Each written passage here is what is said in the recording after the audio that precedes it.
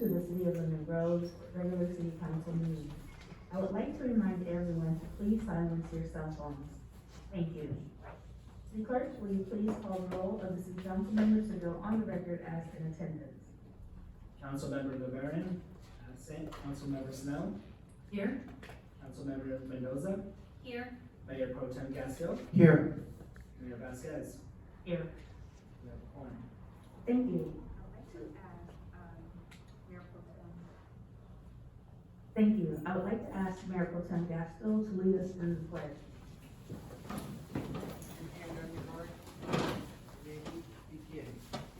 Allegiance to the flag of the United States of America and to the republic for which it stands, one nation, under God, indivisible, with liberty and justice for all.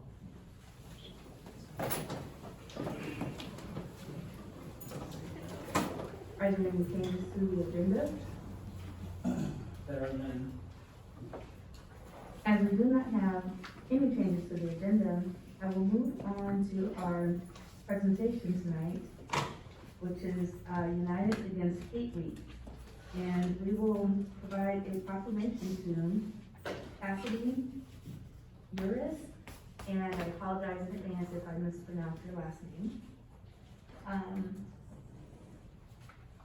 Cassidy is the chair of the San Diego Anti-Hate Coalition, and he's here tonight and will share a few words.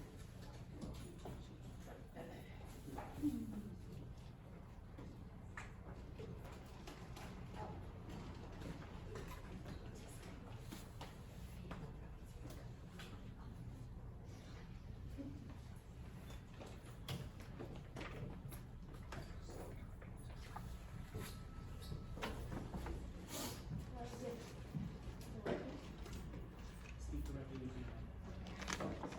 I apologize. What are you excited about? Right, that makes it easier.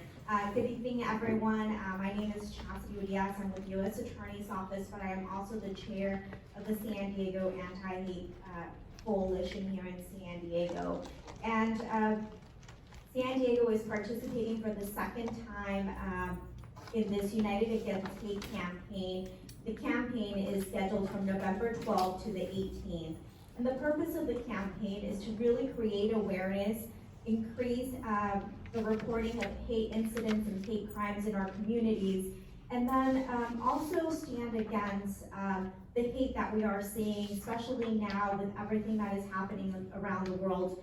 We continue to see an increase in hate crimes, hate incidents, and bullying in our schools. So this campaign is really to create awareness, to educate, and then most importantly, to build relationships with one another. There is a variety of events happening during the week. Many of the events will be virtual and some of them will be in person, so I invite, they are open to anyone that is interested in learning more, and participating, or just standing against hate in our communities. There is a calendar, I believe, at the entrance with all of the events. I will also leave another copy of the calendar with a QR code where you can scan it and get more information regarding all of the events. Thank you so much for having us here. Mayor Vasquez, thank you for the proclamation. It really means a lot to know that Lemon Grove is a partner in this very important campaign. Thank you. Thank you so very much, and if you could stay there, what I'd like to do is share a few words from the proclamation. And in the proclamation, it states that the United States is a nation of immigrants whose strength comes from its diversity. And that, we pride ourselves on equality for all individuals, regardless of race, gender, orientation, religion, or political views. And that there is an ongoing escalation of hate speech that encourages the support of racist, xenophobic, anti-Semitic, and anti-Asian and anti-Black, sexist, homophobic, Islamophobic, and other bigoted views from hate groups and individuals. This deep division within our country is a result of this extreme ideology, further strengthening a cycle of mistrust, and is fueled by fear, anxiety, and insecurity. The number of hate crimes across the United States has increased dramatically over the past 6 years. And I just want to let everyone know that the City of Lemon Grove is dedicated to preventing and opposing hate and intolerance. Education, compassion, and cooperation are key to unlocking understanding and embracing differences between people. And we seek to join dozens of other communities in California first, statewide, united against hate week as an important step in bridging divisions and strengthening our communities. And so that is what this proclamation states, and we are very happy and pleased to present this to you. I'll invite the council members to come down so that we can take a photo.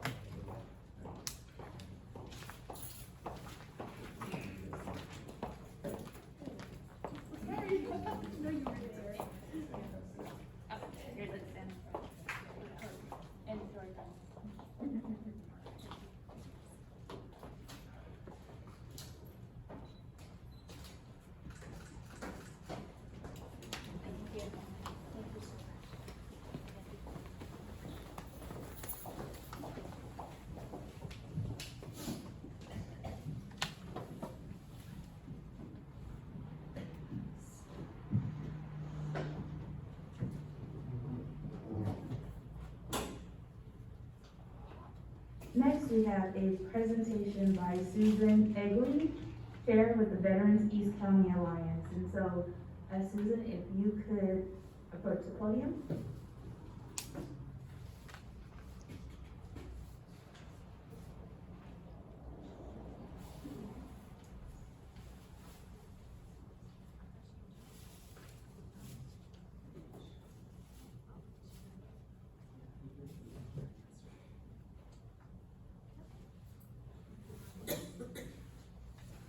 So,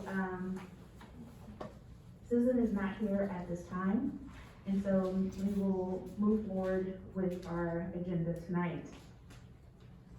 Next is the general public comment portion of the meeting.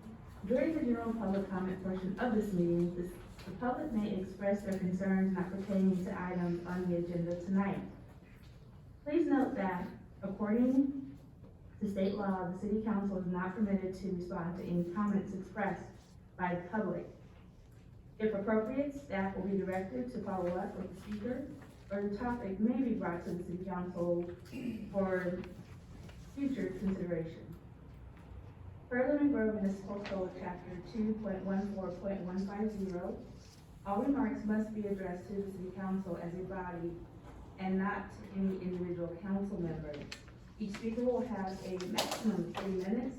When speaking, please observe the green, yellow, and red light timer at the podium.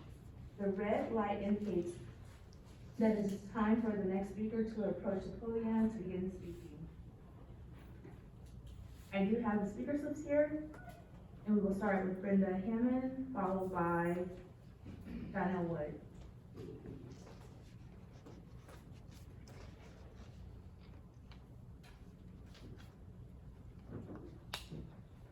Good evening. Wondering about the lights on Main Street. Years ago, I thought it was gonna all be lit up with the Connect Main Street. But, since that's not happening right away, we have a new business on Main Street, and a lot of people have been going there. It's been really great for the city. But it's so dark there, and if we want people to walk to the bus stop and to the trolley, it's so dark on Main Street. In fact, Lemon Grove Ave is dark that whole block too, it's not saying. mean, not for everybody. Also, the apartments in the Old Berries, property, the apartments are going up fine, but, there's a sign that's put up every day that says cross here, because the crosswalk is closed down at the apartment. But that crosswalk, the lights don't work, both the buttons are pushed in, so you can't even do anything. You just have to close your eyes and cross at that crosswalk, that's at the breezeway. And I've had several seniors in, motorized chairs that are trying to cross there, and I said, you know what, just close your eyes and go. I mean, it doesn't work, it needs to keep working. I know it's been working off and on over the years, but we need to get it back. Thank you. Thank you so very much. Next we have John Elwood, followed by Joseph Felix.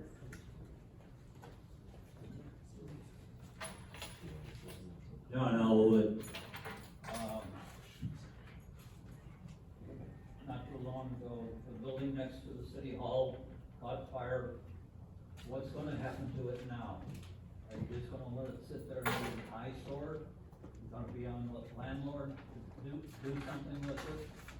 Landowner, whatever it is? Or are you going to do eminent domain, knock it down, and have a business go in there? Or what are you gonna do? Okay. Los Choyas Creek needs to be cleaned out. Still, I don't know what the problem is with you getting in touch with Miller Toyota, but that's their creek. And they have to know how to pull out the palm trees instead of going in like our old, public works did. They just chopped the palm trees. Well, the palm trees will be back because there's water in the creek. Yeah, there's actually water in the creek. If you have water in the creek, you got a plant in the creek, you chop the top off, it's gonna grow back again. Good. When are you going to install speed humps on Central? When are you going to pave Central? It's only been paved one time since I've been here, which was 1977. One time it's been paved. The only reason they paved it is because they put the sewer pump in my backyard. That's another thing. What's up with the pump station? When is somebody going to do something about it? I've had a lot of people out there looking at it. One guy came out a couple weeks ago, and he seemed to know about, the controller. Nobody else knows anything about the controller. So, when is something going to be done? If you're not careful, well, you're not careful anyway, but I've also suggested you put in solar panels to power it. That way, you don't have to pay a bill every month for the electricity for it. I don't know what it is, but I'll find out. Thank you. Thank you so very much. Next we have Joseph Felix, followed by Nick Rubio. Madam Mayor, council members, thank you for allowing me to speak. Can you hear me okay? If you could speak closer to the mic so we could hear you. Thank you for allowing me to speak. My name is Joseph Felix. I'm a co-managing member of Colonial Express Car Wash at 3474 Massachusetts Avenue here in Lemon Grove. We've been in operation for about, coming up on 12 years. We employ about 14 people at the car wash, and we do business with many vendors who are business owners also in the city of Lemon Grove. So the reason why I'm coming to speak with all of you, it's my understanding that you folks are not only city council, but also are institute policy, sewer policy, sanitation policy for the city. So that's kind of why I'm coming to you now. There's a new sewer policy that came into play, as you guys know, as you all know. We were not informed of that policy until we opened up our tax bill, which was typically about $16,000 a year. And the new tax bill is almost $80,000 a year. So it's a pretty significant increase, obviously we're concerned. You know, our car wash is a necessity business, it's not a luxury business. It's a necessity business that provides safety for people who drive cars. They have to have clean cars, they can see out their car and make sure they're functioning properly. So this, you know, we're not a necessity business, or excuse me, we're not a luxury business, we're a necessity business. We're also a business that obviously uses water, but our business is a net effect positive for the community. And the reason I say that is because, we're a commercial car wash, that we have high-tech technology to wash cars. And what we do is we reduce public consumption of fresh water. People that would normally wash their cars in their driveway, their homes, with obviously not high-tech capabilities, that water is a drain on the public fresh water system. It's also a drain on stormwater.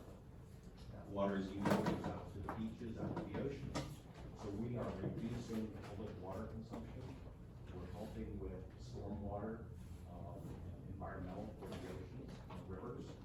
And we're also reducing the reliance on the public sanitary system. And the reason why we do that is we have installed our own quote-unquote sanitary system on site. So any water that's discharged to the public sanitary system has already gone through a processing to minimize and reduce waste into I'll wrap it up, sorry. Not at this time, it's 3 minutes per individual, but you can always come back and speak. Staff will follow up with you. We're already engaged with staff. I appreciate the time. What we would like to do is, I've reached out to each of the council members already. Thank you so very much. And we would like to engage with you so we can figure out a solution to this. Because Thank going you. from $16,000 to $80,000. Thank you so very much. Is not acceptable. We're gonna go ahead and move on to the next speaker.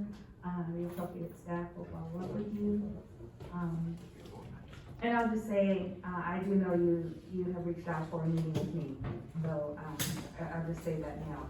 Appreciate that. Just one last thing is that, you know, look, I know that you wanna continue to speak, but we have to continue up, with the speaker slips. You know, it's 3 minutes per person, and we must be fair and equitable to all of the folks who are taking time out tonight. So, as I mentioned, the appropriate staff will follow up with you, and I'll move on to Nick Rubio, I would like and to, thank you so very much. we'd like to follow up Thank with the you. people that make the decisions.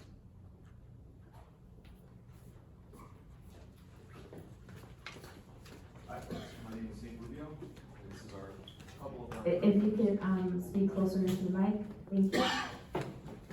Hi, members. My name is Nick Rubio. I am one of the fellow members of the local ASME 127 for general and supervisional bargaining units. We would like to thank Councilmember Snow for putting, for docketing item number 3 for the 3% increase in wage for our local team here. Yeah, if I can direct you to, item number 2 on the, number 3 on the agenda. I believe that this speaker's slip is relevant to that particular item. And so we are moving forward, with the agenda, and, we will put you back in the queue for that item. Thank you so much. What I'd like to do, now is, back up just a little bit, because I believe that Susan Robert Bigley is here, who is the chair of the Veterans East County Alliance. I'd like to invite you up to the podium to speak. Thank you. Thank you very much, Madam Mayor and council members. My name is Susan Roberts Egley, and I am the chair of the Veterans East County Alliance, which encompasses all of East County and San Diego County. It is a program that is under the San Diego Regional East County Chamber. We were created in June of 2021, and As you can see right there, do I just say the next slide, please? Okay, next slide, please. This is who we are. We are comprised of a great, passionate group of community leaders that care about our veteran community and our veteran-owned businesses and veteran resources, and also veteran-friendly businesses in the community.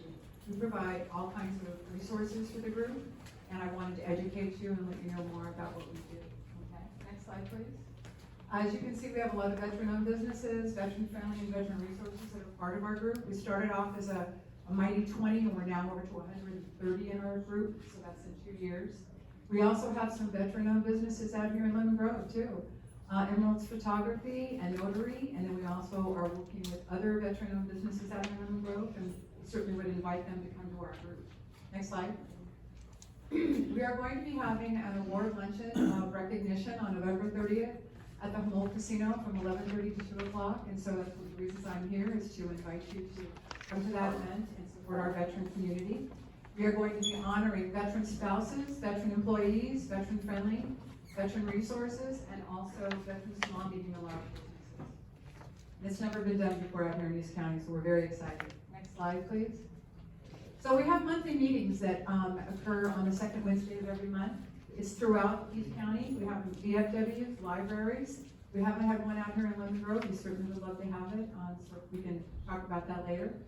And we've had them at other VFWs like Alpine, El Cajon, and as I said, different libraries.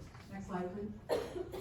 We also have started a Coffee Connect. The previous slide that we showed was our monthly meetings, and that's a lunch meeting, but this is a Coffee Connect that we have at 9 o'clock in the morning at the VFW in Santee, and it's been very successful. We have a lot of veteran businesses also that come to this if they can't make the lunch. And we're also encouraging veterans that are transitioning to the country. Next slide, please. We also have worked with Rosemont College to have entrepreneur workshops so that we can help our veterans to learn about having their own business. And then we've also now working with the San Diego Veterans Coalition, where we are providing workshops at different locations for the transitioning veterans to stay in San Diego and not leave, or coming from other areas to be part of our community. Next slide. We, in addition, have had a one-year celebration where we have celebrated with the Top Gun event and had over 100 different businesses come to that, and 100-degree weather, so it was pretty exciting. We've also had mixers out at Alpine VFW, and we even did a breakfast for one of our veterans that was in our chamber, David R. Steele, and celebrated his celebration of life with a free breakfast for veterans for his name. Next slide, please. We have, as you can see, all these are the different organizations that we support, and we just did a dress code, Operation Dress Code. I don't know if you're familiar with it. We're at Paradise Point. It was an amazing event, and we worked with over 265 veteran women and helped them get clothing for the day. So it was really an exciting event. And next slide, please. We've also done holiday luncheons at the El Cajon Police Department and provided free lunch for our veteran-owned businesses and veteran-friendly businesses. Next slide, please. And then this has been one of my dreams always, is to provide scholarships for our veterans so that they go through the East County Leadership Program. It's a 10-month program. And we've also provided grants for our veteran-owned businesses so that they can market their company and be more successful in their business too. Next slide, please. So in conclusion, I want to thank you all very, very much for your time. And I hope that one of you or all of you, I'd love to have as many as possible, attend our Valor event on November 30th at Humboldt Casino from 11:30 to 2. So thank you so much for your time. Thank you so very much for bringing this information forward, and also, Ellie, you were a round of applause.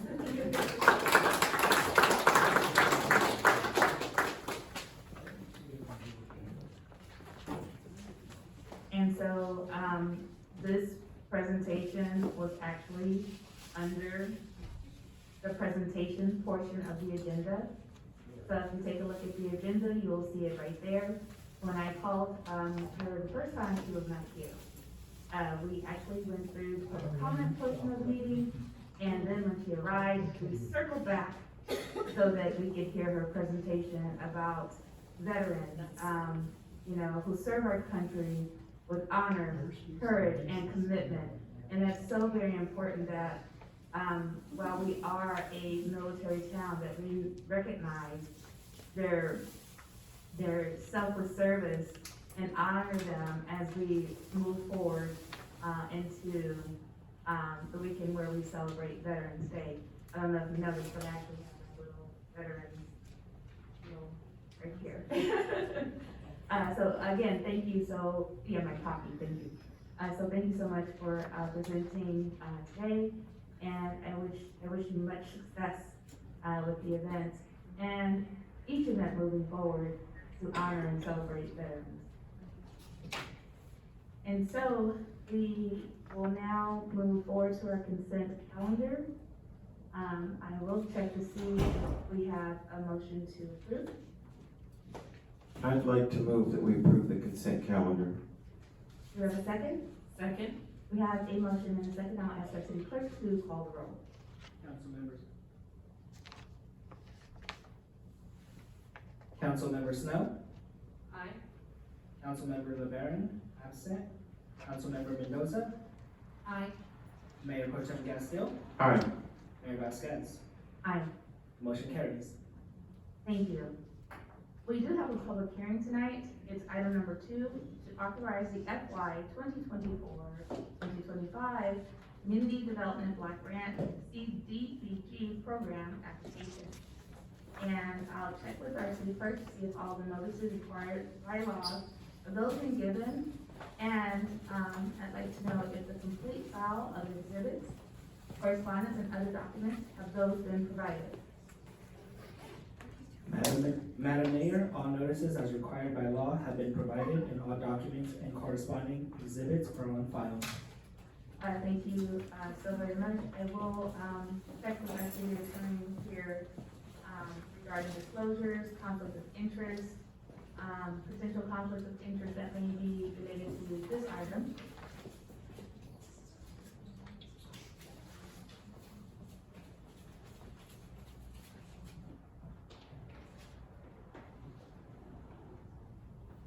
Because it's a public hearing, we want to make sure we go through and identify any ex parte communications you have had and whether you have any conflicts of interest. So I'll start with Councilmember Snow. I've had no ex parte contacts and I have no conflicts. Councilmember Mendoza.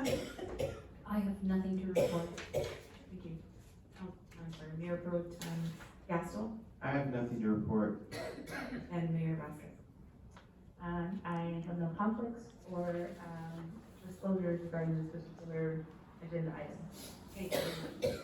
Thank you. I will turn this over to Izzy Marquia, who is our Public Works Director, to present the staff report.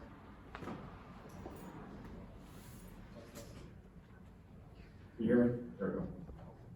Good evening, Mayor, members of the City Council. This item before you is a public hearing authorizing the submittal of the fiscal year 2024-2025 Community Development Block Grant, also known as the CDBG program application.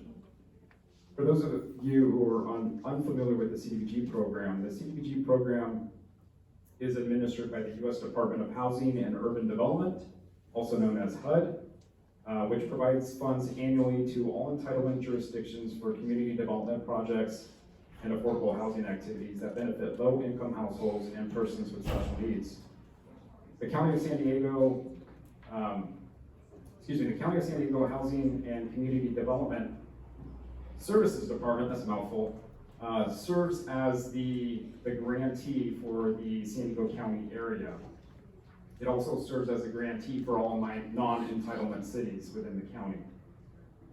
Lemon Grove is a non-entitlement jurisdiction, so if the city wanted to receive funds, it has to partner with the county to submit a proposal, a project, and program, and get funded through the county.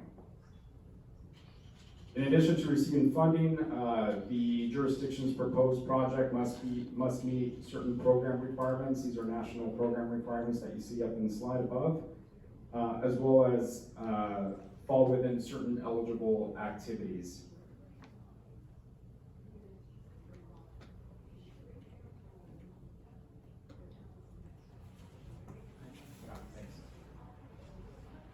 For over 20 years, the city has participated in the CDBG program, predominantly relying on CDBG funds for street rehabilitation. in eligible neighborhoods. Just for reference, last year the city completed the Golden Avenue project from Lemon Grove Ave to Kemp Street. Earlier this year, the city completed Crane Street. Later this year, I should say about a month ago, the council awarded a contract for Buena Vista from north to Broadway, which is also funded from CDBG funds. And construction is expected to begin before the end of the calendar year. And our application from last year, which is to fund Nida Place, Corona Street, and Davidson, will be advertised in the spring of 2024. Continuing with past practice, the recommendation is to use this program's year's allocation for street rehabilitation. The allocation is $121,889. Just for your reference, the application process includes a couple of steps. So November 10th is the application proposal due date for the county. That's when we must get our application into the county. From November to January, the county will review all project proposals to make sure that they meet federal requirements and ensure that they meet the eligible criteria.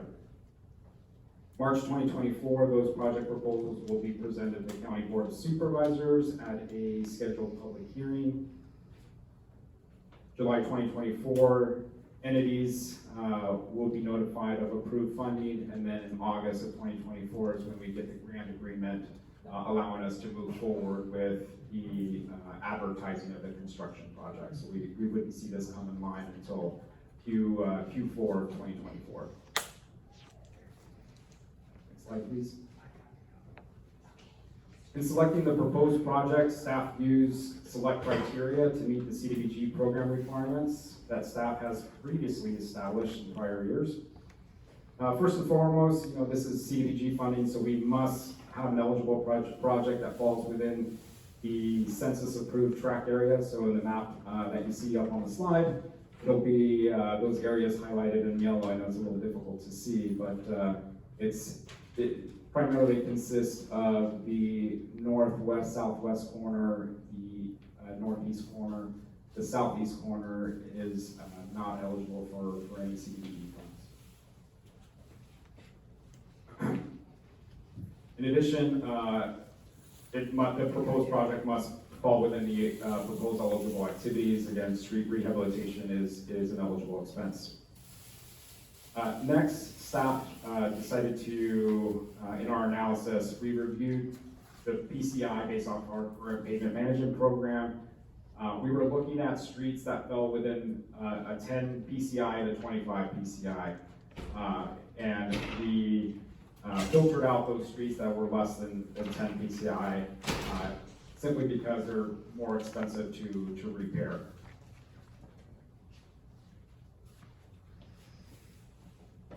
Secondly, we're looking at budget. With almost $122,000, we're looking at a construction cost of around $85,000 to $100,000. We have inspection costs, material testing costs, contingency costs that are also included in the overall project costs. So we're looking at a project that falls within that to get us within the approved CDBG fund budget to ensure that we're not using any additional city funds for the project. The next 5 criteria is really the criteria that I'd like the council to hone in on. This is the criteria that we're going to use to recommend to the council on the selection of the less than 25 PCI streets that we're planning to use ARPA funds for. And if you recall, during this year's budget process and CIP planning, we came before the council, we brought forward this criteria, we got concurrence to use this criteria in making our selection. So if the council is in concurrence, we'll move forward again with utilizing that criteria. I believe the one comment that we heard that evening was with regards to proximity to city parks and facilities, using an established distance, so we're using about 1,000 feet in our ranking system. Again, so if you're looking at those 5 criteria, connectivity, maximizing the road system. We don't want to do a block here and a block there. We want to look at the entire segment. maximizing the number of residences. Can we obviously maximizing those who, the number of those who will benefit from the improvements. Maximizing streets, where possible, trying to squeeze in as many streets as possible, square footage. And as I mentioned, proximity to city parks, facilities, or schools. And then lastly, access to commercial corridors. Those are the main arterials: Lemon Grove Ave, Broadway, Skyline, Massachusetts. So those are the criteria that we use in what you'll see are our recommended street.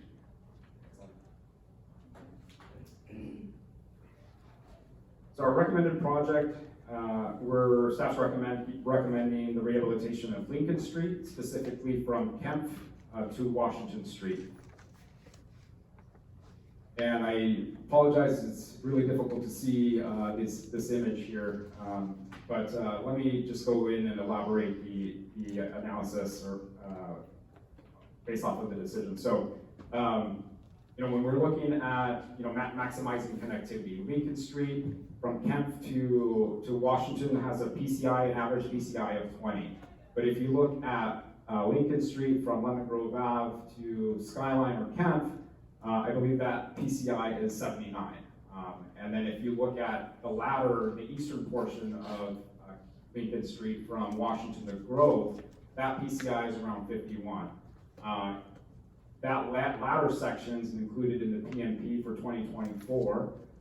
So this provides an opportunity to really address the entire corridor as a whole. So if we can address Washington to Lincoln Street from Kempf to Washington, we get that PCI up, address the later section at a later year as part of the PMP, and then you'll see that corridor be ranked up in the 80s as an average or higher. So that was staff's thought process behind the connectivity. Number of residences, there's approximately 40 homes, if not home, that will benefit from the rehabilitation of this segment. Square footage, again, we've seen costs increase over the past year. The cost of petroleum has risen. Last year, when we came before the council for a project, we were using $2.50 a square foot. That price, based off of recent bids that we've received, has increased to $3.92. And so, that definitely limits the number of square footage that we can rehabilitate. Proximity to parks, facilities, and schools. Again, this corridor, specifically this street segment, there's the library down the street, the elementary school, the middle school, and then if you consider the access to the park on the weekends, that meets that criteria. And then lastly, access to a commercial corridor. Lincoln Street is classified as a collector and direct access to Kempf or Skyline, and so that also checks that box. Next slide, please. In our analysis, we also took into consideration alternatives. Again, it was a long process, so just to give the council an idea, there's 108 street segments with a PCI of 25 or below. And then when you look at each individual street by street, of course you have to eliminate those streets that are outside the eligible track area, and then look at connectivity as a whole, and then meet within the 20 to 30,000 square foot. So your number of streets definitely reduces from the 108. But the other alternatives that we considered are Acacia Street, which is off of Golden Avenue, has an estimated cost of about $105,000. The staff felt that was a good selection based off of the fact that Golden Avenue was just recently rehabilitated, so you have that connectivity and building that bridge to a complete street segment. So, and not to mention that's adjacent to the elementary school off of Golden. El Prado Ave from San Pasqual Court to Bonita Street. This is also kind of a similar situation to Lincoln Street. If you look at El Prado Avenue from Bonita Street to Mount Vernon, there is a very high PCI. I think the PCI there is in the high 80s. And then on the west side, from Massachusetts to, forgetting the name, but I think it connects to Madero Street, also has a very high PCI number. So, this consideration addresses, fixing the little element, the pocket that has the poor PCI to ensure that the corridor as a whole is complete. And then lastly, west North Avenue to Broadway. This is a carryover from last year. This was one on our considerations from last year. This would contribute or would help address the business corridor. This year we're doing Buena Vista Ave. This would also, address a couple streets down. And so, those are definitely alternatives for consideration. There's 108 street segments, as I mentioned. There's no bad street to select, but based off of our recommendation, obviously Lincoln Street from Kemp to Washington, if the council decides otherwise, we're recommending either of these streets as well. Next slide, please. Again, staff's recommendation is to hold a public hearing, receive public comment, and adopt a resolution authorizing the submittal of an application for fiscal year 24-25 Community Development Block Grant Program. At this time, that concludes staff's presentation. Answer your questions.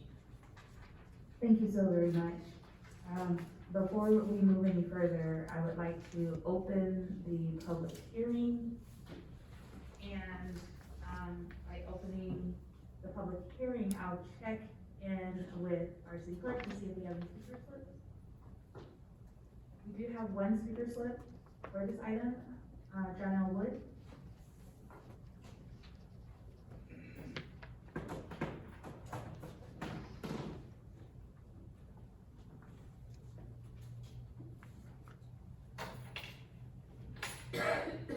I'd like to know how, what this TPI is and all this other stuff. Why can't it be done, differently? Sure, you can drive around the city and you run into potholes everywhere, 90% of the time. I don't understand it. Of course, I'm not an engineer, so I'm not supposed to understand stuff like that. I'm sure there's no engineers out here either, so. Just like to know what the TPI stands for. Do what you want. You usually do. Thank you so very much. I will turn it over to staff to explain exactly what CPI is. If you can, give us like a broad stroke of what is considered good or a CPI rating, and then where we actually are regarding the CPI for our streets here in Lemon Grove. And before I turn it over to you, I will say this, on an annual basis, we actually have a street paving workshop. And so for those who are interested, go to the city website and sign up for email updates.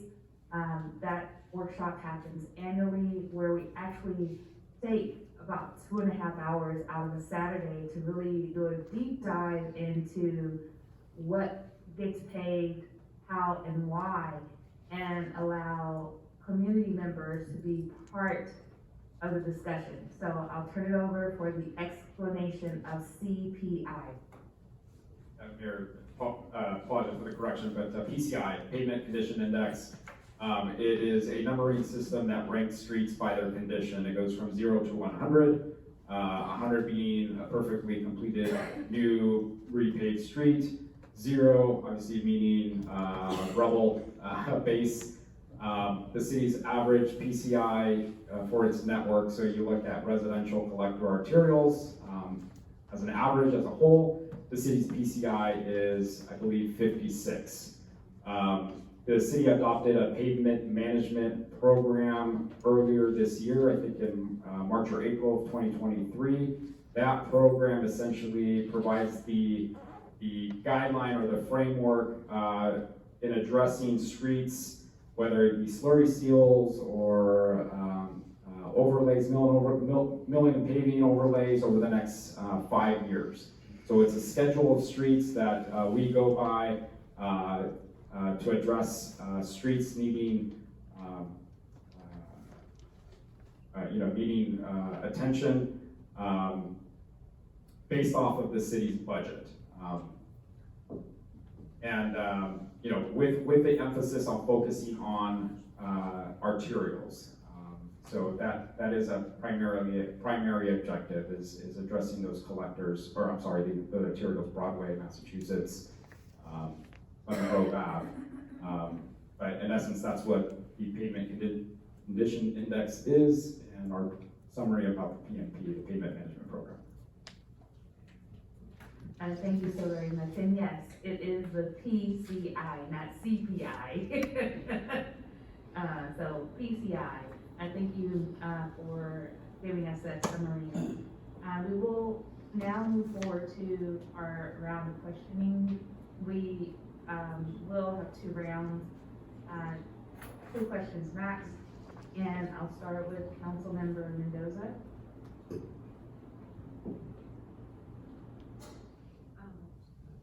I don't really have any questions. This isn't the first time that we've done this. But I do want to say in support of this street, first of all, thank you for, I do like the 5 criteria that you're using, and I support you, as you suggested, using that going forward with the ARPA funds. That's just my opinion. I met with a resident on this street maybe about 6 months ago, and I think I passed that on to you because he was really concerned about the condition of the street and the fact that there's so many kids, especially from the middle school. Elementary school, parents are still picking their kids up. Middle school, a lot of kids are walking home by themselves, and that can be a very dangerous street. And because of the condition of the street, kids tend to kind of wander into the middle of the street, and that's not it. It was happening while I was there talking with this gentleman in front of his house. So I fully support this, that we're going to choose this street for repair. So thank you. Councilmember Snow?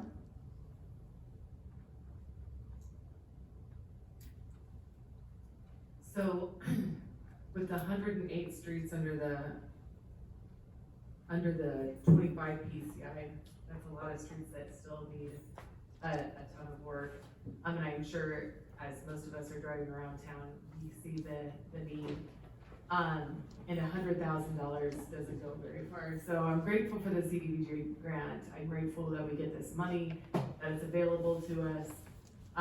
But we have to figure out a way to be able to figure out which streets to fix when, and what's the fairest way to do that. So I think that this strategy that you've come up with is good, and it makes an effort at being fair and balancing a lot of different factors. One thing that I am concerned about is the west one where it's at a 10. And once you hit that 10, I think once the roads are so bad, they go downhill so much faster. So can you talk a little bit more about the reasoning behind going with Lincoln versus that's at about a 20 PCI, so which is a little bit better, still bad, but a little bit better versus the 10. Yeah. So the streets under the 25 PCI are expected to have a certain percentage of dig outs required. That means when you're essentially getting down to the base of the road and building it back up from that point, which it results in additional funds. When you get to the, So for those streets from, 10 to 25 PCI, I think we estimated somewhere about like a 10 to 15% dig out rate. When you get to the below 10, it is completely reconstruction. And your costs pretty much double from there. And so with the CDBG funding, we don't have the money to fully reconstruct this particular street. Question?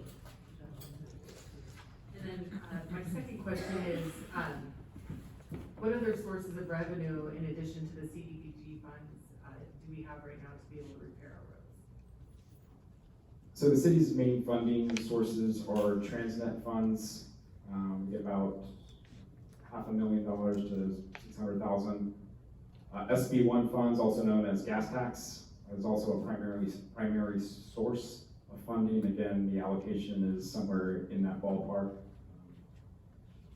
$500,000 to $600,000, depending on the year. General fund is sometimes allocated as a source. As the council has alluded to, this year the council allocated ARPA funding, federal ARPA funding, I think an additional $1.2 million to address streets specifically less than 25 PCI. So again, on a typical year, approximately $1.2 million we have to address the streets in our PNP.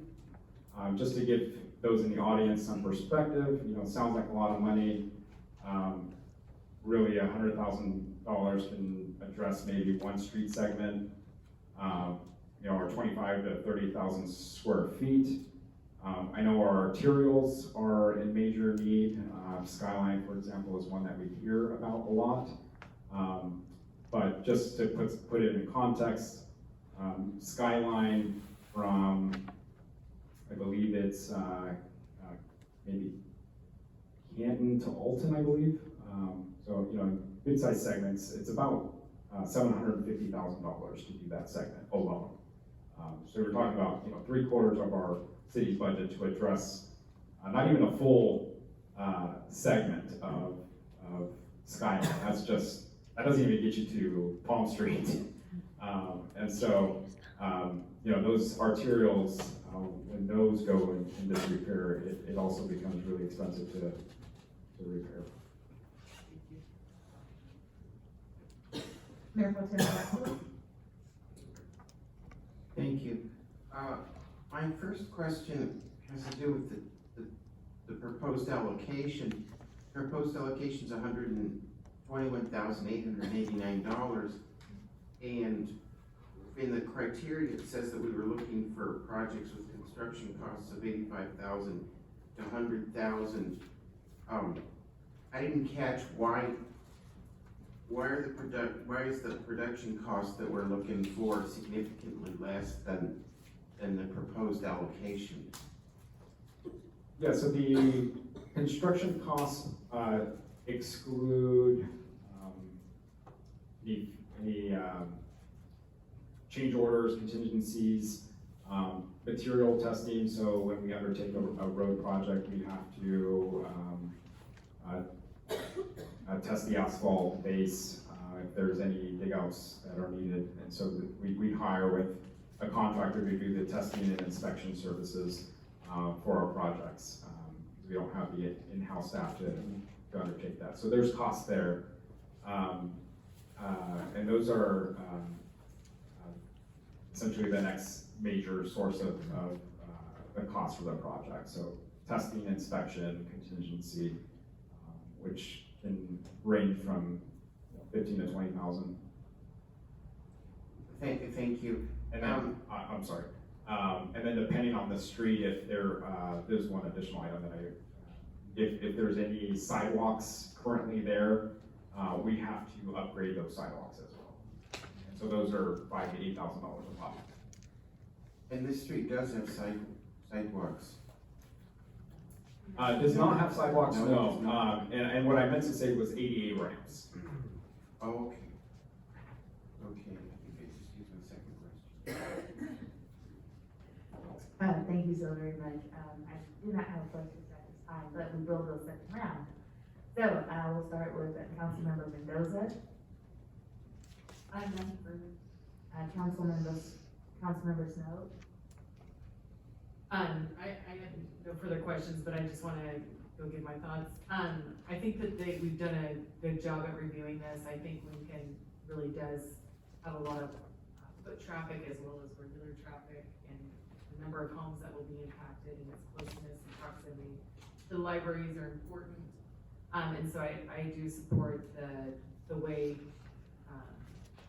the staff have looked at this and reviewed the factors that we had earlier approved. And those factors came from discussions with the community, with community input on what do we value as a community, where do we need to put our money, to make it best,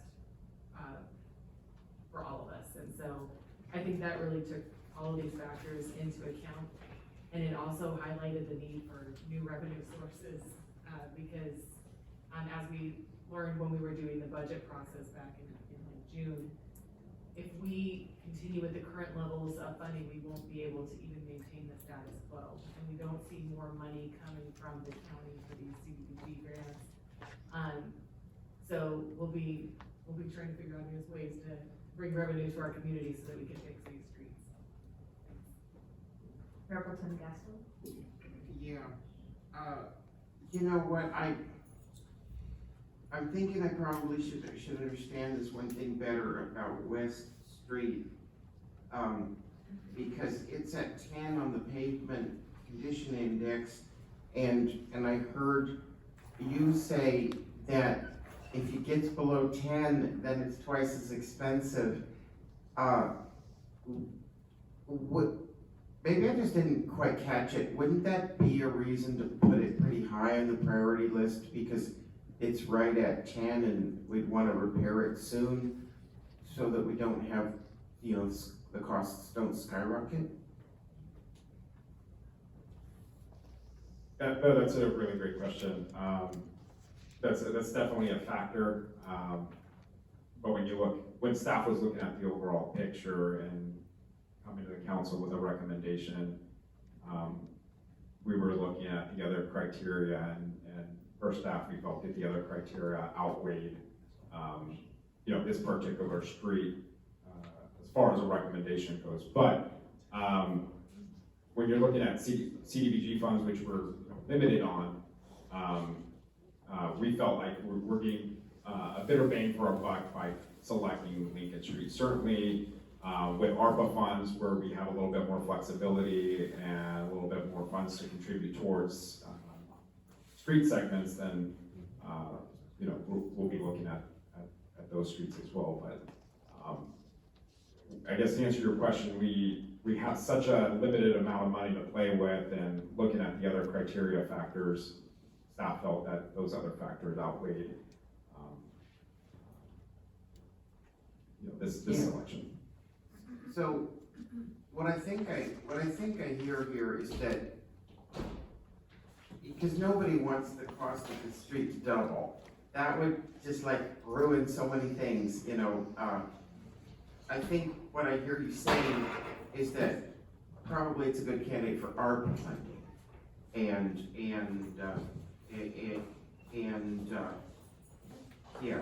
so it makes sense for the west segment to be ARPA funding, but I should say I would get that done soon, because if the cost is gonna double when it goes below 10, then then that's gonna throw off, the budget as a whole. I think I got my questions answered, and would you like a motion? Yes. I'd like to move that we support the staff's recommendation. Oh, I'm sorry, I'd like to move that we close the public hearing. I'll second. But before we do close the public hearing, I just want to make a few comments here. And, I know that we actually made a huge commitment to street paving for this FY, this fiscal year.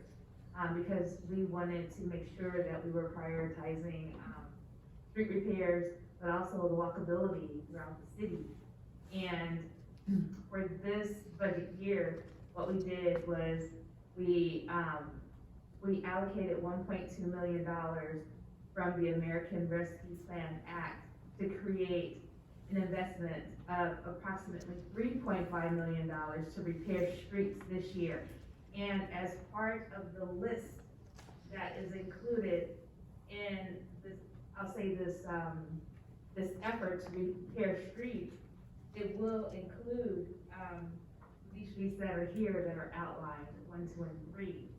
I would like to verify that, that is the case. They certainly fall high in the prioritization. I believe staff will be coming before the council and presenting our recommendation, our prioritization off of those 108 streets. So we plan to address a third of them. But they are certainly great candidates for the ARPA funds. Thank you. And so for this year, our investment is $3.5 million, and this is our opportunity to take a look at some of those streets that need quite a bit of TLC and to get them fixed and repaired. And I also want to point out that I know you called out the number of streets that need a little TLC. And those streets that you mentioned actually represent a backlog of $55 million in terms of the amount of investment that we need to make as a city to make sure that all of our streets meet that threshold of 60 PCI. So I just kind of wanted to give you a full picture that it's $55 million. That's the kind of investment that we need to make. But we know that the funding today for that kind of investment is not there. We're just lucky that we have the ARPA funds. Those are one-time monies that will be invested and will not be renewed for the city or any city throughout the United States of America. So I just kind of wanted to share that with everyone. We do have a motion and a second to close the public hearing. I'll ask our city clerk to call the roll. Councilmember Mendoza, Aye. Councilmember Snow, Aye. Mayor Pro Tem Castillo, Aye. Mayor Vasquez, Aye. motion carries. Thank you. And now that the hearing is closed, I'd like to see if we have any council deliberations and if there are any questions. I'll start with Councilmember Mendoza. I'm just gonna skip to moving that we adopt a resolution authorizing the submittal of an application for the fiscal year 2024-2025 Community Development Block Grant Program. And what I just heard was a motion, is that correct? Yes. Thank you. So we do have a motion. I will check with Councilmember Snow and Mayor Pro Tem Gaston to see if you have any things that you'd like to say before we get a second. So I don't have anything further, and I'll second. We do have a motion and a second. I'll ask our city clerk to call the roll. Councilmember Mendoza, Aye. Councilmember Snow, Aye. Mayor Pro Tem Castillo, Aye. Mayor Vasquez, Aye. motion carries. Thank you so very much. Item number 3 is a city council initiated item to discuss a 3% wage increase for AXNY Local 127 general and supervisory bargaining units. This item was initiated by Councilmember Snow and Mendoza, and so I'll turn it over to Councilmember Snow and Mendoza to begin the discussion. So, back in June 20th, 2023, we had the opportunity to pass our budget, and at that time, we had allocated a 3% budget a 3% salary increase to our staff here in the city of Lemon Grove. We also extended a 3% increase to our fire department staff as well. And because we were in negotiations during that time period with AXME 127, our public works people didn't get that increase at that time because that's not the way negotiations work. And so at that time, we were hopeful that we would have some kind of deal before this time in 2023. It's our first contract with the union, and with the first contract, we want to make sure that it gets the time and attention that it needs. But at the same time, we are in a time where everything is expensive, and 3% in your salary will make a huge difference. And so we brought this item on the agenda to see if we can't go ahead and approve a 3% increase at this time, retroactive to the time period where they would have gotten it, I believe, July 1 of 2023, so that our folks can provide for their families and have that same increase as their peers. Recognizing that negotiations are ongoing, but right now I think that this would be something that is warranted because the negotiation process is taking a long time and is expected to take at least several more months at this stage.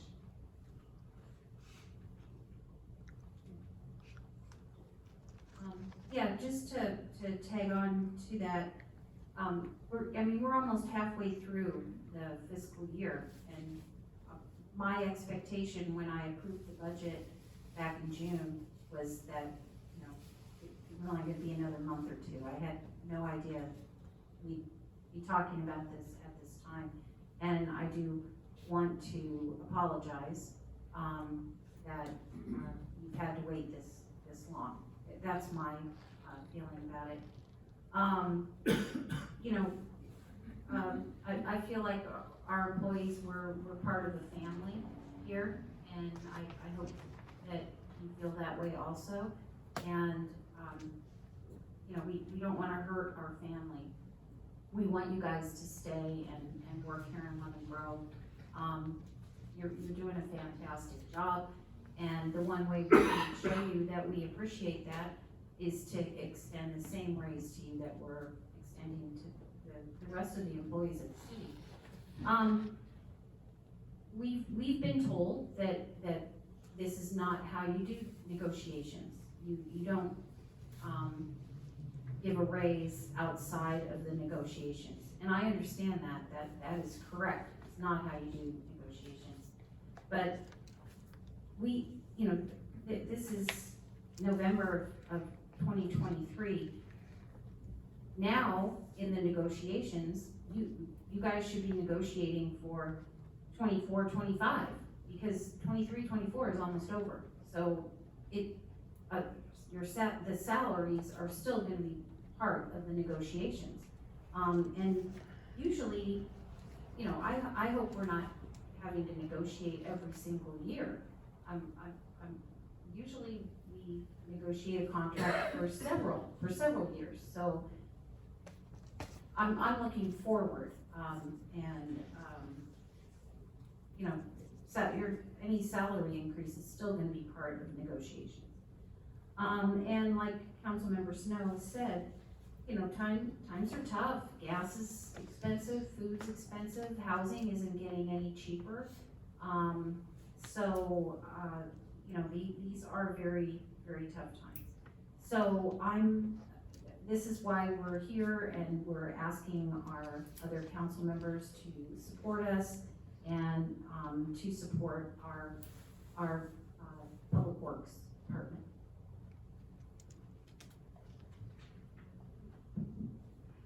Thank you so very much. Before we move forward with questions and or discussion, we do have one speaker slip, and that's Nick Rubio, and you may approach the podium.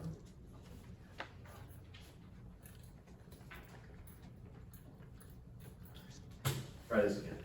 All right, thanks folks, we greatly appreciate you bringing this to our attention. Snow, Mendoza, thank you guys so much for bringing this to. We, at this point, still have another 60 articles still pending going on, so as you guys know, this is gonna take quite a minute to do. This 3% is a very good start, and I mean, as you were saying, prices keep going up. San Diego just got turned into the highest costing city in all of the US. And we feel it, we definitely feel it. Personally, it hurts every day to keep going.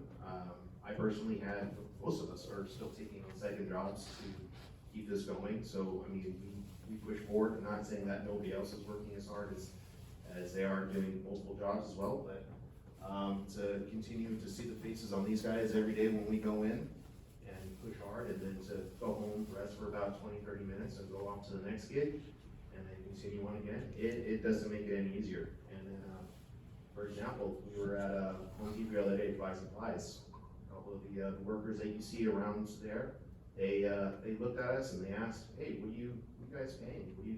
Is there job opportunities? Yeah, we gave them the spiel, and they laughed at us and said, we'd rather just sit out here and hustle. That's not fun. Same thing happened when we were at McDonald's the other day.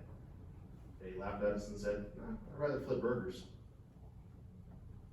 We drive 50,000 pound trucks, we clean sewers, we get dirty, we fill the potholes that we best we can, and I mean, it is what it is. But we appreciate you guys working to get this 3% for us. It's a good start. Please vote for it. We appreciate it. I appreciate you guys. Thank you.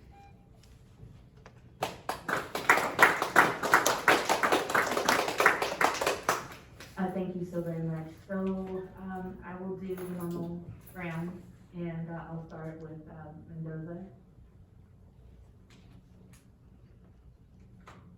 I don't have anything to add at this point. And Councilmember Snow. This one's for the city attorney. Are we able to take a minute vote today and authorize this 3% increase? Yes, you can do a minute vote today. I would just advise you to include as much detail as you can in whatever motion is made, so that it's clear to staff what you intend with your vote. So for example, the retroactive, is there a limit on the time frame that you want it, or do you just want it to be continuous as the other races were? And any other detail that you can add.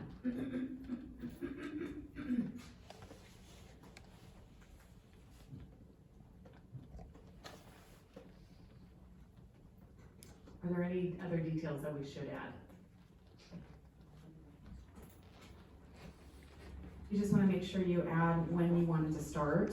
And I would say that the staff that is implementing on the administrative side, the tasks that need to be done are significant, and right now is open enrollment. And so keep that in mind just on the back end, maybe give a little bit of a cushion for when it will begin. And Lydia knows the timeframes a little bit better than I do. So our current pay period ends November 14th. And then the next pay period ends November 28th. Council is inclined to give the raise. I would ask that we do it retroactive pay period of the 28th, because that will give the individual who is inputting all of the open enrollment and doing a lot of other tasks a longer time period to do the calculations and get everything done for the entire class of employees we're talking about.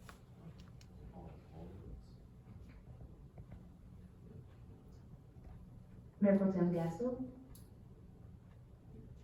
Yeah, I think this is very important, and I think that the spirit of it is that when we passed the budget for this fiscal year, we had in fact intended 3% for all of our city employees,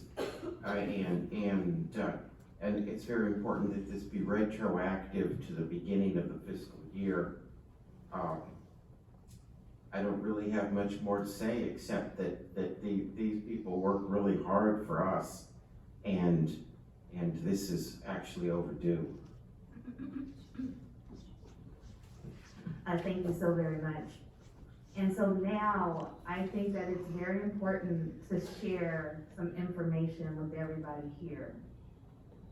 Number one, yes, we passed the budget, but just know that I meet with people, businesses, organizations on Mondays after 4:30. And on July 25th at 4:30 p.m., I met with Matt Krasinski and 3 of our Public Works employees.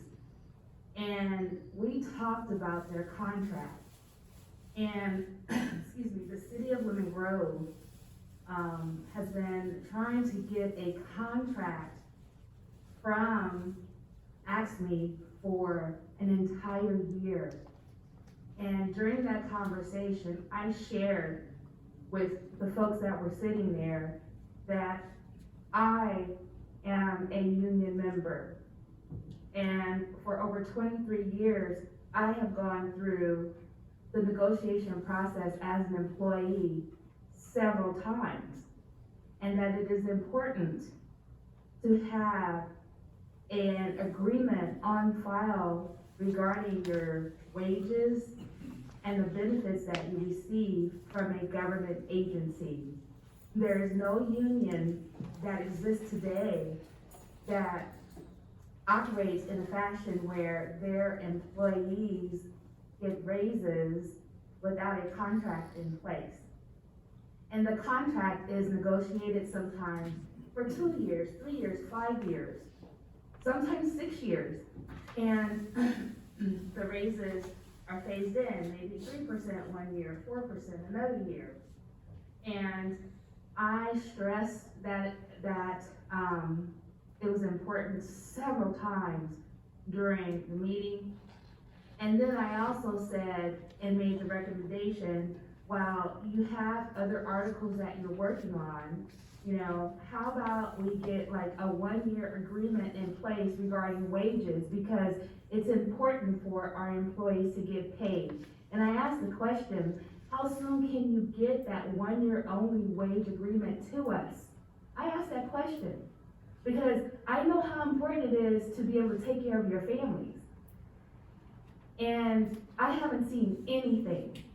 And I'm still waiting to see something for a 3% raise, a 1-year only wage agreement. Now, I understand the urgency that we have right here to make sure that our public works employees match the increase that we've given to other employees. But I implore us to do it the right way with an agreement. And that can happen if your representative provides us with the agreement so that we can go ahead and review it and give it approval. That's all it takes for a 1-year wage agreement while you work through those other 60 articles. It's the same thing that I said on July 25th. I usually meet with folks for about 30 minutes. I actually met with the group for 1 hour and 15 minutes on this day to discuss what could be done, because our employees, they need to get paid. And again, I understand that because I am a union member and I've gone through the negotiation process, and for me and my experience, I have never seen ever a raise go forward without the contract being in place. You need a contract. So while we're having this discussion, I just, you know, I say, if your representative can get something to us in a week or 2 weeks, you know, we can move forward a 1-year only wage agreement. And then we can continue to work out benefits and all those other things that you deserve as an employee for the city of Lemon Grove. No one is holding you back. So, you know, we're ready to receive that agreement. And that is my recommendation moving forward. Can we get, you know, an agreement on file so that we can give them a raise?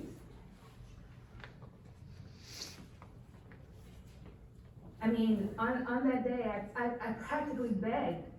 I said, how soon? I tried to put a timeline on it to get an agreement for wages only. And I haven't seen anything, so, I wanna see something, and I really wanna see it soon. And the question is, how can we make that happen? Thank you. I'll, turn it over to Mayor Pro Tem Gasko. Thank you. It's my understanding that the folks in the union have been saying that they would appreciate the 3% ever since the budget was approved in June. I think I understand the mayor's concern, but I think that it can be addressed effectively by saying that, unless I missed something, when we voted to approve the budget in June at the end of the fiscal year, we had in mind that all of our city employees would get a 3% raise. And the ASME union, unless I missed something, has been consistently saying that they are in fact expecting this raise. I haven't heard anyone question that this raise is going to happen. And I think we're at the point, I think it was Councilmember Mendoza that pointed out that we're in November. I think we're at the point where we should say, you know what, they should be receiving this raise retroactively to the beginning of the fiscal year. It's pretty much what everyone intended, pretty much what everyone expected. And as far as a proposal from the union, I've heard several people say that they've been expecting this raise. And I don't want it to be held up because we're trying to fix other things. We can fix other things, and we can negotiate future salaries. But if there's general broad agreement on the 3% starting with the beginning of the fiscal year, let's get that done. That's my feeling. And I believe that we can get it done, but I wouldn't want to circumvent a process, a union's sanctioned process that has been in place. I think that if we go around that, then we're setting precedents. And it's important that when employees are represented, that their representative go through the process of negotiating the contract. And that contract of 1 year does not take long. It can be provided to the city, and we can move forward, give them the 3% and make it retroactive. No one is saying that they should not get a raise. No one at all is saying they should not get a raise. But I don't think that negotiating a raise at the platform and in a city council meeting is the appropriate way to do it. I will say this is not a strong mayor form of government. It is a city manager mayor form of government. And what that means is the city manager oversees the day-to-day operations of the city. The elected officials, including the mayor, we set policies and we give direction regarding expenditures and how we spend the tax dollars. And that's how this form of government works. So I wanted to make that clear.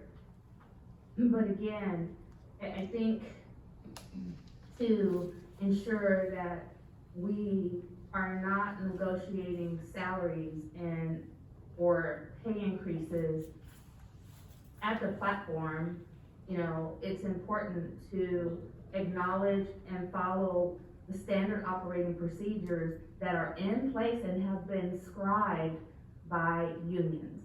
Unions to include AXME, unions to include the union that represents me, and all unions that represent employees throughout the state and throughout the United States of America.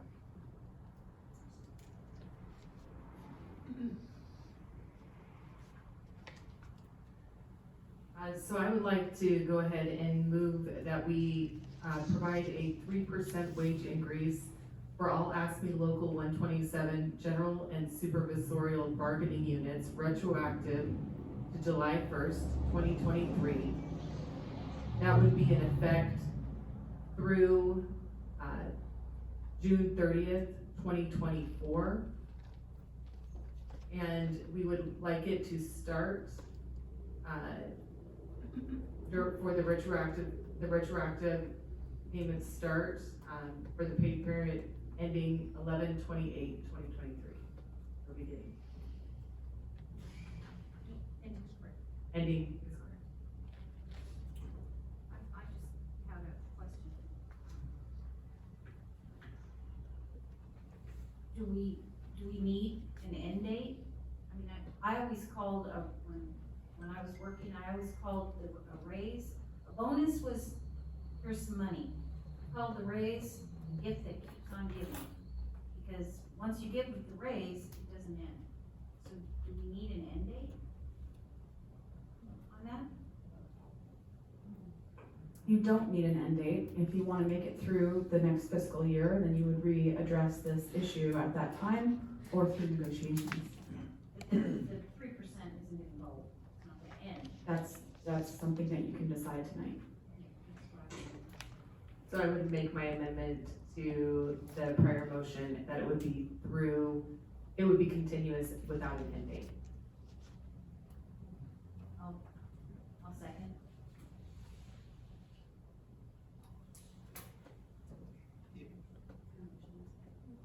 Can I make a comment? Can I make a comment? Yeah, I'm going to support this as well, but I wanted to make a comment that, I think it's a point well taken that we don't negotiate, from the dais. If someone was suggesting 4% or 5%, then we would be in a position where we were negotiating. The 3%, I think, is something that there's just broad agreement on. I think it's something that we were all assuming walking into this when the budget was passed back in June. So in my mind, we're not negotiating, we're just expediting.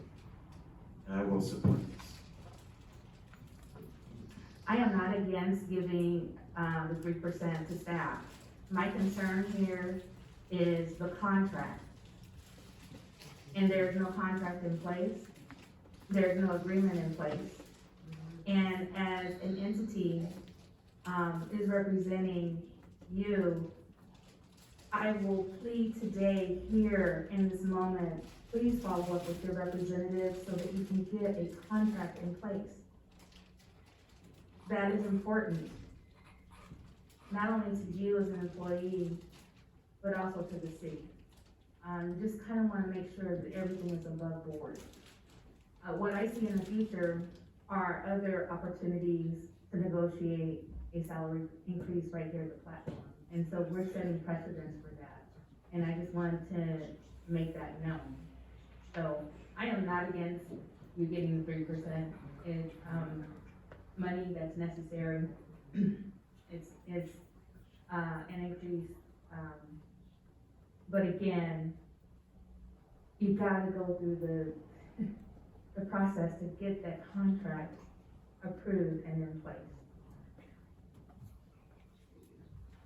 Can I give just a little comment on that? So, to be clear, this is the first time that we have a contract. It's not like we have a contract in place and they're trying to separately negotiate around a contract that already existed. We don't have a contract yet. And I understand the timeline. I know at the beginning there were some issues with getting this started. And I think everybody recognizes that was a problem and it should have been started much earlier. So we wouldn't be here in November still negotiating this. But there's nothing wrong with taking this path. I know that it's not a traditional path, and not a traditional way to be able to negotiate, but there is absolutely nothing wrong. I would not have suggested and come before this dais. I made sure with our city attorney, I had discussions with her, I had discussions with our city manager to make sure that this was a process that was kosher, that wouldn't do anything to the detriment of the city's interests or our staff's interests.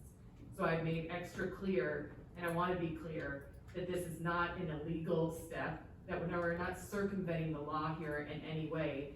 It's not the norm, but we're not in a normal situation. This is our very first contract. We wanna get it right. And there was no expectation that it would take this long. And I don't think that at this point, since the negotiations have gotten started, that anyone is accusing the other side of dragging their feet. And so I want you to continue in good faith negotiations to the extent that if there's a concern that this is establishing precedent. This is an anomaly, to be clear. We will not negotiate from the dais. Like, we've hired counsel to come in and negotiate with you. And that's how it will go in the future. And that's in everybody's best interest. So this is a unique situation, and we're trying to rectify a problem that's making our staff suffer for no good reason. And so that's why I'm in support of this.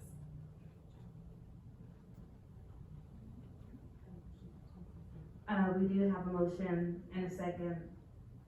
I will make this very clear that there is no contract in place. There is no contract. And again, the city has been trying for a year and an offer to get a contract from Aspen, and we do not have anything.